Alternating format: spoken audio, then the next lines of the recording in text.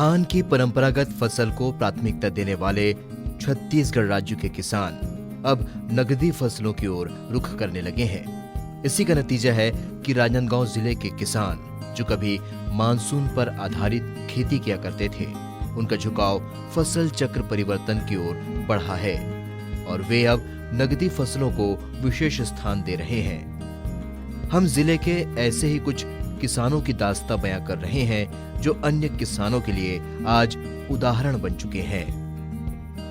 आइए सबसे पहले मिलते हैं जिले के डोंगरगढ़ विकासखंड के पारा गांव के प्रगतिशील किसान एनेश्वर वर्मा से।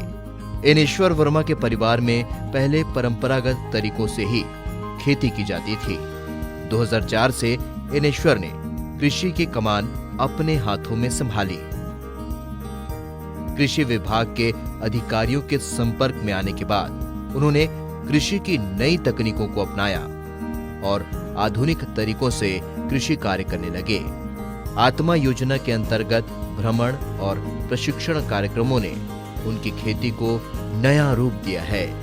आज एनेश्वर अपने 42 एकड़ रकबे में श्री विधि से धान, गेहूं, अरहर, अलसी, सोयाबीन, मक्का और चने की सफलतापूर्वक खेती कर रहे हैं और जिले में प्रगतिशील किसान के रूप में अपनी पहचान बना चुके हैं। किसान अपनी सफलता का पूरा श्रेय कृषि विभाग की आत्मा योजना को देते हैं।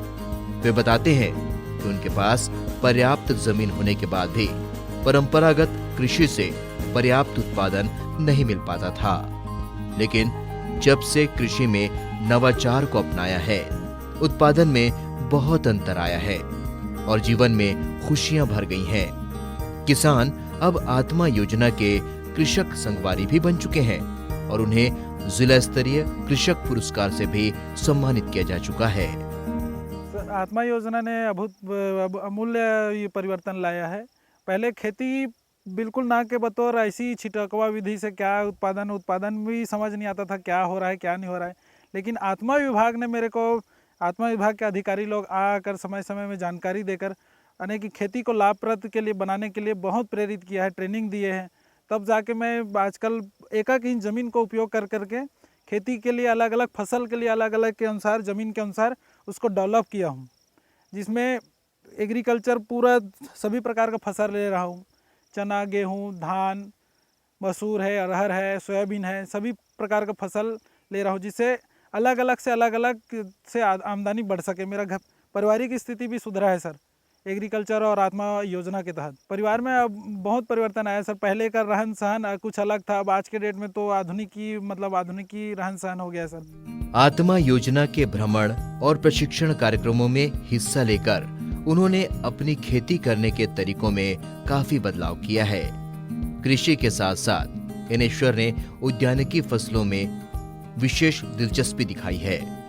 वे अपने खेतों में टमाटर, बैगन, मिर्ची, गोभी, आलू, आम, नींबू और प्याज के साथ साथ मौसमी सब्जियों की खेती कर रहे हैं। सब्जियों की खेती से उन्हें अच्छा फायदा हो रहा है। इनका विक्रय वे स्थानीय बाजारों में करते हैं, जिससे साल भर किसान मुनाफा कमा रहे हैं। पहले जो परंपरागत खेती था वो कर रहे थे, उसके बाद आत्मा विभाग और कृषि विभाग योजना के तहत कृषि टेक्निक की जानकारी लेकर उद्यानिकी फसल में मैं गया हूँ। सब्जी फसल इसलिए अच्छा है कि 30 से 40 दिन में नगद पैसा हो जाता है, जिससे लेबर चार्ज, घर के रहन सहन में उपयोग हो जाता है जल्द, जिससे नकदी रूप में पैसा मिल जाता है। इससे अच्छा है खेती। आत्मा योजना के साथ नहीं मिलता तो मेरा खेती ही समझ नहीं आता, मैं तो पुराना ही खेती में रह पाता। इसे मैं आत्मा का बहुत बड़ा योगदान मानता हूँ मेरे खेती में। एनेश्वर की नई सोच ने उन्हें पशुपालन से भी जोड़ा। वर्तमान में उनके पास 30 गाय है, जिनसे प्रतिदिन लगभग 15 लीटर